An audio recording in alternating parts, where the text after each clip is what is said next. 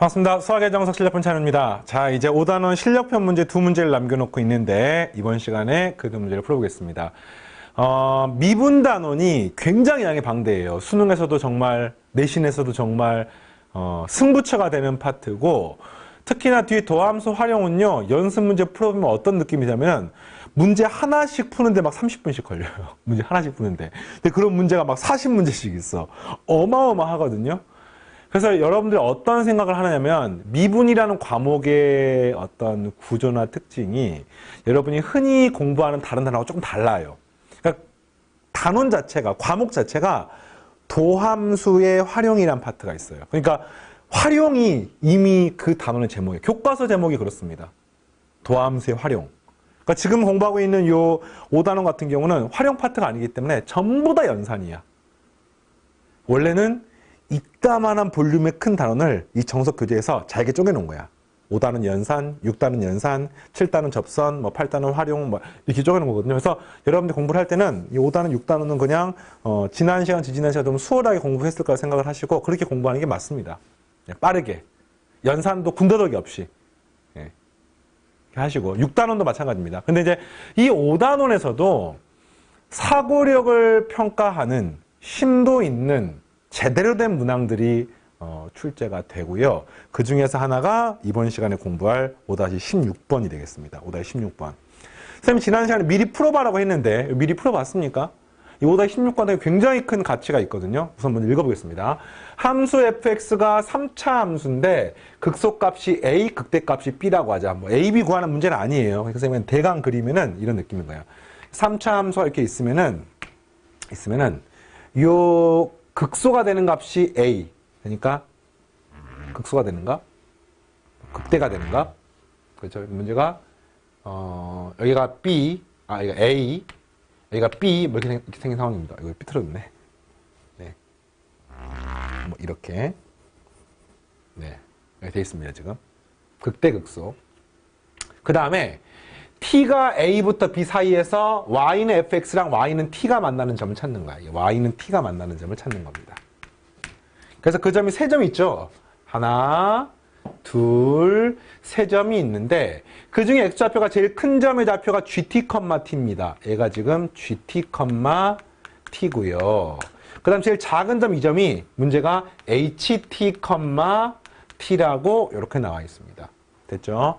그 질문이 뭐냐면 새로운 함수 pt를 정의하는데 그게 10t에 gt 빼기 ht라고 했을 때 질문이 p'치를 물어봤습니다. 그럼 p'치를 구하는 방법은 이 식을 미분해서 그 t 자리에다가 7 집어넣으면 되는 거 아닙니까? 그러면 해볼게요. 자, p't가 뭐냐면은 10의 괄호 열고 gt 마이너스 ht 더하기 10t에 G'T 마이너스 H' T 이렇게 쓰는 겁니다. P'T를 쓴 거예요, 지금. P'T를 구하는 방법은 여기다 7 집어넣고 여기 7 집어넣고 여기 7 집어넣고 7 집어넣고 7 집어넣으면 되는 거니까 이게 이제 G7 구하고 H7 구하고 G'7 구하고 H'7 구하면 맞출 수 있는 겁니다. 이게 이제 2016년도 수능에서 객관식 최고 난도 문항 21번으로 출제가 되었던 문항 거기에 이제 숫자랑 약간 바꿔놓은 형태인데 정말 중요한 문제예요. 왜 중요한 문제냐면은 수능이라는 시험 여러분이 다 보게 될 겁니다. 고3 때. 근데 그 수능이라는 시험이 항상 새롭고 낯설게 나오면서 여러분의 사고력을 평가하게 되어 있거든요. 근데 그 사고력을 평가하는 몇 가지 중요한 사례들이 등장합니다. 그 중에 첫 번째 사례는 이건 그냥 하시면 되겠고요. 문제가 뭔가 좀 이상해. 뭐가 이상하냐? 그러니까 이런 거지. G7을 한번 구해볼까? 하는데 그 G7이 되게 이상해요. 여기다 7을 집어넣게 되면은 G7은 G7,7이야. G7,7이야. 그래서 여기다가 7을 대입하니까 보통 우리가 어떤 점을 설명할 때는 T,FT나 T,GT라고 쓰는데 여기 문제는 GT, T입니다. GT, T. HT, T입니다. 그러니까 흔히 말하는 XY 좌표가 바뀌어 있잖아요. 우리가 알고 있는 식에서. 그래서 이제 되게 이상한 거야, 이게. 이런 새롭고 낯선 상황이 수능에서는 반드시 등장합니다. 고난도 문제는 예외가 없습니다. 그래서 이거 어디선가 풀어본 적이 있다고 푸는 게 아니에요. 여러분 스스로 문제를 능동적으로 풀 수 있는 그 사고력이 있어야 되는데, 그래서 요런 파트는 이제 뭘 구할 것 같더니, 어쨌든 나는 이게 지금 7일 때를 구하고 싶은 거니까, 한마디로 말하면 G7,7이란 말은 Y는 7하고 이 3차 함수가 만나 생긴 세 점 중에서 X좌표가 제일 큰 점이 GT니까, X성분 GT니까 그 G7을 갖다가 그런 식으로 구하시면 되겠구나. 따라서 요걸 풀면 되겠네요. X 세제곱 플러스 3X의 제곱 마이너스 10X 플러스 7이라고 하는 게 Y는 7하고 언제 만나는지를 보시면 되겠습니다. 그래서 이거 없애고 없애니까 이 값은 X로 묶어지고요. X 플러스 5에 X 마이너스 2는 0이 되기 때문에 X는 마이너스 5이거나 0이거나 2가 되는 것을 알 수 있습니다. 오케이. 그래서 한마디로 하면 이 점이 뭐냐면요. 2,7이에요, 이 점이. 이 점이 뭐냐면은 마이너스 5,7입니다. 이해 되겠습니까? 그러면 우리는 이 점에서 2,7이고 거기 t에 7 대입하면 G7,7이니까 G7이 뭐예요? 2임을 알 수가 있는 거죠.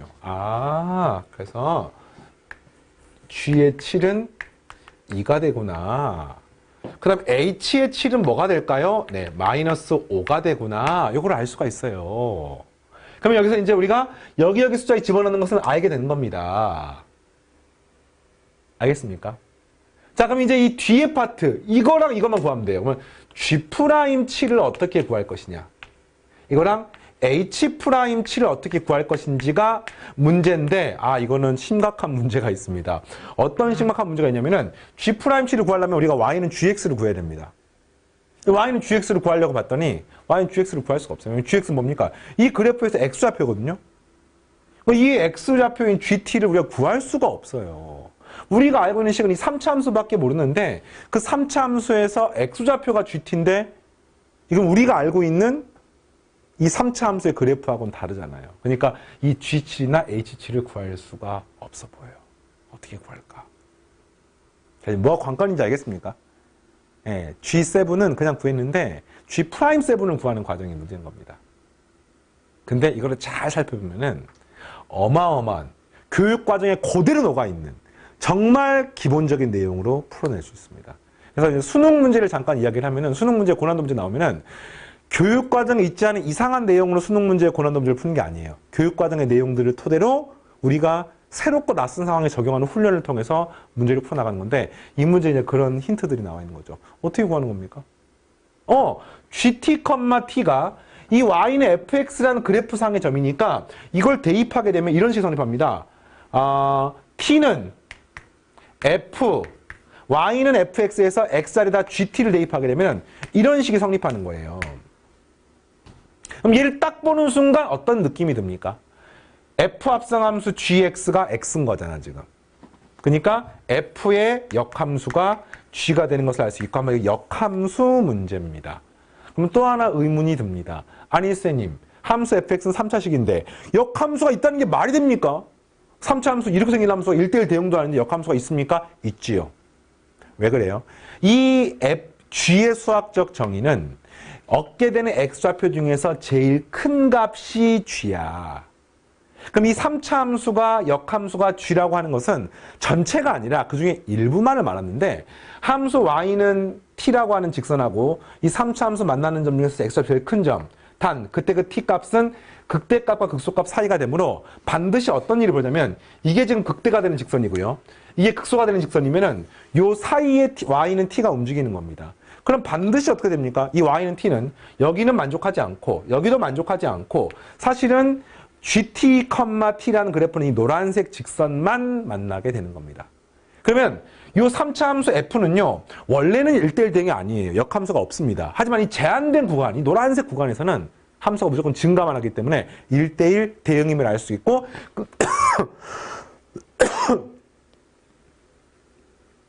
이 구간에서는 역함수가 있다고 말할 수 있고 그 역함수를 g라고 말할 수가 있는 거죠. 결국에는 뭘 물어보는 거냐면은 G'7을 물어봤는데 이 G'7은 바로는 구할 수가 없어요. 그런데 왜냐면 G'x를 모르니까. 하지만 이 G하고 F가 역함수 관계니까 그렇죠. 이 문제가 역함수 미분법 문제야. 이 문제 제일 중요한 파트가 이겁니다. 역함수 미분법에 의해서 fx의 미분한 형태 중에 하나가 얘가 되는 겁니다. 물론 여기 아무 숫자나 들어가면 안 되는 거죠. 함수가 몇 컴마 7을 지나는지를 보는 건데 앞에서 함수 fx가 2,7을 지나는 거죠. 함수 fx가 2,7을 지나는 거니까. 맞습니까? 여기다가 2를 집어넣는 겁니다.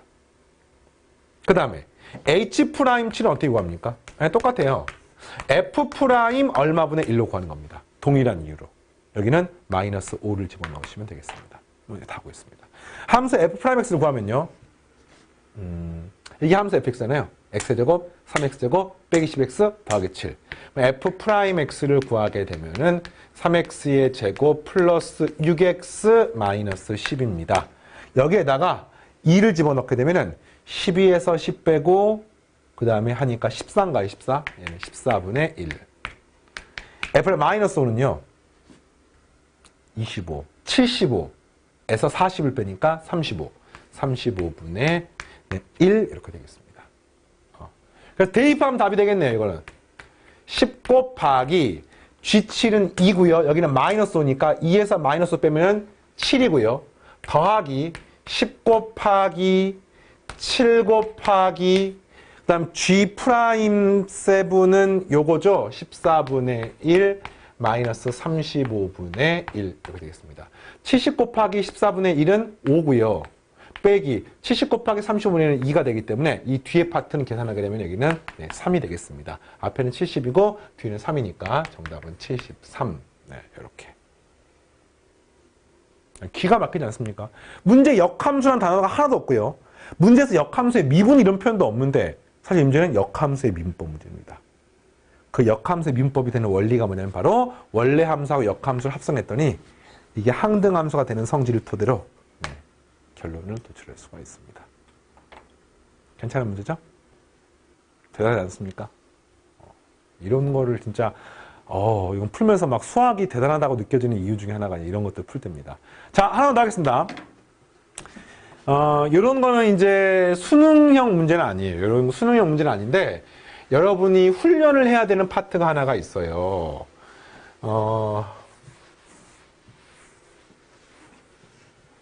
기하적인 문제에서 어떤 점, 특히나 원을 움직이는 어떤 점들에 대해서 그것들의 위치 관계를 매개변수 세타를 통해서 표현하는 훈련들을 하는 겁니다. 자, 오른쪽 그림과 중심이 원점이고 반지름 길이가 4인 원 C1과 반지름 4. 그 다음에 중심이 3,0이고 반지름 길이가 1인 원이 있습니다. 중심이 3,0이고 반지름 길이 1인 원이 하나 있습니다. 근데 이게 서로 마치 톱니바퀴처럼 미끄러지지 않고 안쪽에서 이렇게 뺑글뺑글 돌아가는 겁니다. 뭐 이런 것들이 이제 앞에 여러분들이 나중에 많이 보게 될 텐데 뭐 사이클로이드, 아스트로이드, 무슨 로이드 막 이런 식으로 이제 이름들을 붙여가지고 이것들이 어디 나오냐면 기계공학 같은 공부하다 보면은 여러분들이 혹시 기계과를 가고 싶은 학생들이 있다고 하면은 기계공학 공부하면은 뭐 이렇게 간단하게 말하면 뭐 자동차 바퀴, 엔진, 그 다음에 뭐 어떤 뭐 물체들이 움직이는 이런 것들의 어떤 관계를 전부 다 수식으로 풀어냅니다. 전부 다. 그래서 그 수식으로 풀어내는 과정에서 이게 회전체라든지 톱니바퀴라든지 이런 것도 있으면은 이걸 전부 다 미분을 활용해서 문제를 풀게 되는데 그런 대표적인 예가 되겠습니다. 자, 그랬을 때 움직였을 때 처음 위치로 돌아오게 할 때 원 C2 위의 점 P가 나타내는 곡선을 매개변수로 표현하고 dy dx를 구하십시오. 그러니까 한마디로 P가 처음 여기 있어요. P가 여기 지금 4,0에 있다가 얘가 톱니처럼 뺑글뺑글 돌게 되면 P가 이런 식으로 움직이는 거야. 이렇게. 겠습니다. 뺑글뺑글 돌게 되면은 뭐 더 가게 되면 이게 더 막 이쪽에 움직이죠. P가 어떤 느낌인지 알겠습니까? P가 이렇게 뺑글뺑글 움직이는 거야. 그랬을 때 그거를 매개변수로 표현하세요. 이렇게 나와 있는 겁니다. 근데 그 매개변수를 뭘로 잡느냐의 문제인데 일반적으로 이런 매개변수에 관련된 문제들은 대부분 각을 통해서 표현합니다. 각을. 특히 원이 등장하는 문제들은요. 각을 통해서 표현하는 게 일반적입니다. 현재 여기다가 지금 이렇게 움직이는 거야. 그럼 여기서 움직일 때가 어떤 관계식이 성립하냐면은 현재 얘가 여기 있다가 이게 뺑글뺑글 움직이면은 현재는 지금 이 큰 원과 작은 원의 접점이 여기입니다. 요렇게 있는 요 곡선의 길이가 결국 뭐하고 똑같냐면은 여기서 요렇게 있는 이 곡선의 길이하고 똑같을 수밖에 없습니다. 이해가 됩니까? 이렇다 거꾸로 이렇게 갖다 쳐보세요. 이 점이 1로 가게 돼서 이 노란색이 쓸고 나가는 거랑 이 빨간색이 쓸고 나가는 게 똑같을 수밖에 없어요. 이제 어떤 식으로 표현하고 싶냐면은 이 원의 중심하고 이 원의 중심을 연결하게 되면은 반드시 접점에 도착하게 됩니다. 나는 쓸고 지나가는 이 각을 세타라고 놓고 문제를 풀어보겠습니다. 그럼 반드시 이 빨간색 길이가 뭐냐면은 4세타입니다. 왜냐면은 L은 R세타라는 공식에서 R이 4가 되기 때문에 4세타가 되는 거예요. 그럼 반드시 노란색 길이가 4세타가 되는 겁니다. 알겠죠? 그럼 이제 P라고 하는 점을 갖다가 세타에 관한 식으로 표현할 수가 있으면 되는 거야. 근데 한 가지 개념이 필요하죠. 따라오세요. 원이 하나가 있고요. X축이 있고 Y축이 있습니다. 원상의 임의의 점 P가 있고 이것이 X, Y라고 하면은 우리는 X, Y를 X축의 양의 방향으로부터 이루는 각 세타를 통해서 식을 표현할 수가 있습니다. 어떻게 표현합니까? 반지름 R이라고 놓게 되면은. 그렇죠? R 코사인 세타, R 사인 세타라고 쓸 수가 있습니다. 요거 되겠습니까? X축의 양의 방향으로부터 반식의 방향 각이 세타가 됐을 때 이 원상의 임의의 점은 R 코사인 세타, R 사인 세타로 표현할 수가 있습니다. 알겠죠? 그래서 이렇게 해놓고 이거를 가지고 이제 조금 더 확장해서 구하는 겁니다. 현재 우리가 하고 싶은 행위 중에 하나가 그래. 무조건 X축의 양의 방향과 이루는 각을 구해야 되는데 그렇지? 그럼 이게 원의 중심이니까 X축의 평행만 이렇게 되면은 이거 세타니까 이게 무조건 세타예요. 알겠습니까? 그럼 이게 X축 양의 방향과 이루는 각이 얼마냐면은 현재 이게 지금 그림이 작아 잘 안 보이니까 좀 크게 그려보겠습니다. 자, 이 그림을 확대해서 그리면은 이렇게 있고 이런 직선이 있고 지금 P가 여기 있어요. 지금 P가 여기 있습니다. 그리고 이 점으로부터 여기까지의 이 길이가 문제에서 방금 4세타가 되는 것을 확인했었잖아요. 그리고 X축의 양의 방향으로 이렇게 표현을 그렸을 때 이 각이 동일하게 세타였습니다. 현재 이 원의 반지름의 길이는 1입니다. 그럼 반드시 뭐가 되느냐? 잘 봐요. 여기서부터 이 길이가 얼마가 됩니까? 세타가 됩니다. 왜? L은 R세타이기 때문에. 반지름이 1이고 세타이기 때문에. 그럼 당연히 여기서부터 여기까지 길이가 뭐가 되는 겁니까? 3세타가 되는 거죠. 그럼 우리는 뭐를 알 수 있냐면은 이렇게 생긴 부채꼴에서 요각이 얼마인지를 알 수 있습니다. 마찬가지로 L이 3세타인데 L은 R세타가 되는 건데 반지름이 1이기 때문에 이 각은 3세타가 되는 것을 알 수가 있습니다. 그러니까 반지름이 1인 원의 부채꼴의 호의 길이는 중심하고 똑같아요. 이렇게 되겠습니다. 그럼 현재 이게 무슨 말이야? X축의 양의 방향으로부터 거꾸로 3세타만큼 간 각이 바로 P라고 하는 점에서의 각이 되는 겁니다. 따라서 이거는 X축의 양의 방향으로부터 반시계 방향이 아니라 시계 방향이기 때문에 이 점의 좌표는 뭐라고 표현하면 돼요? 이 점의 좌표는 코사인 마이너스 3세타, 사인의 마이너스 3세타 이렇게 쓰셔야 됩니다. 자, 이해되겠어요? 여기를 원점이라고 치면은 반지름 R이 1이잖아, 지금. 그러니까 R 코사인 세타, R 사인 세타인데 이 점이라고 하는 것에 X축의 양의 방향을 기준하는 각이 마이너스 3세타니까 R 코사인 마이너스 3세타, R 사인 마이너스 3세타가 되는 겁니다. 단, 그때 이 점의 좌표가 원점이 아니에요, 실제 이 문제는. 원점이 아닙니다. 이 점의 좌표가 뭡니까? 또 X축의 양의 방향으로부터 세타만큼 반식의 방향을 갖고요. 그때 이 길이가 얼마입니까? 3이죠, 3. 왜냐하면 이 길이가 4인데 이게 1이기 때문에. 그래서 3에 대한 길이의 중심각이 세타이기 때문에 3 코사인 세타, 3 사인 세타야. 그러니까 이 중심의 좌표가 뭐냐면요. 3 코사인 세타, 3 사인 세타가 되기 때문에 결국에는 내가 원하는 이 표현 좌표는 이 점으로부터 요만큼이 더해지는 거니까 최종적인 답은 뭐가 되는 거냐면은 이 점의 X성분이 3 코사인 세타예요. 거기에다가 이만큼을 더하시고 그 다음에 3 사인 세타입니다. 거기다가 이만큼을 더하시면은 이게 답이 되겠습니다. 그래서 매개 변수 표현이라고 했으니까 정답은 X성분은 3 코사인 세타 그 다음에 코사인의 마이너스 3세타는 코사인 함수가 y축 대칭이니까 그냥 코사인 3세타 똑같습니다. 더하기 코사인 3세타. 그 다음에 y 성분은 여기는 3사인 세타. 그 다음에 마이너스 사인의 3세타. 사인 함수는 y축 대칭이니까, 원점 대칭이니까 이렇게 되는 겁니다. 그래서 세타에 관한 매개별로 표현했고요. 지금 했던 이 과정이 수능에서는 중요하게 다루지는 않습니다. 여러분들의 어떤 사고력을 키우기 위해서, 특히나 삼각함수가 좀 익숙하지 않은 학생들은 그거 갖다가 식을 세우는 연습을 하고 있어요. 미분화 관계가 있는 것도 아니에요, 이거는. 수능에 나오면 요거는 그냥 주어집니다, 문제에서. 그래서 이제 이 문제에서 요 단원에서 공부할 내용은 그러면 이때 dy, dx를 한번 구해보세요. 그럼 어떻게 구합니까? y를 t로, 세타로 미분하면은 3 코사인 세타 마이너스 3 코사인 3세타. 그 다음에 x를 t로 미분하니까, 세타로 미분하니까 이 값은 마이너스 3 사인 세타 마이너스 3 사인의 3세타가 되어서 3, 3, 3, 3 없어져서 이런 식이 나오게 되겠습니다. 이거 더 이상 간단하게 안 해도 상관없어요. 이걸 이제 여러분 뭐 해설지나 이런 데 보면은 코사인 3세타를 이렇게 3배각 공식으로 바꾸긴 하는데 뭐 굳이 이거 갖다가 세타에 관한 식으로 바꿀 필요 없습니다. 이 상태로 끝. 보통 시험 문제는 여기는 이제 세타가 뭐 3분의 파이일 때 계산해봐 이렇게 나오면은 여기다 3분의 파이, 3분의 파이, 3분의 파이, 3분의 파이 대비해서 구하시면 되겠습니다.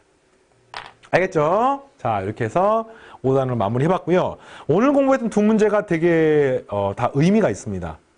5-16번은 수능스럽기 때문에, 수능 자체이기 때문에, 수능에서 어떤 부분을 강조하는지를 확인할 수 있기 때문에 중요한 문제고, 5-17번 문제는 오히려 이제 수능보다는 수리논술이라든지 내신의 서술형 문제와 가까운 형태의 문제들인데, 문제에서 식을 세우는 과정, 삼각함수를 이용해서 어떤 훈련하는 과정들이 좀 낯선 형태들이라고 생각하면 되겠습니다. 자, 다음 시간부터 이제 6단원 여러 가지 함수의 도함수를 공부하는데 5단원 공부하는 것처럼 좀 빠른 호흡으로 진행할 테니까 외울 거 외우시고 이해할 거 이해하시면서 따라오면 되겠습니다. 알겠죠? 오늘 여기까지 다음 시간에 만나겠습니다. 마치겠습니다.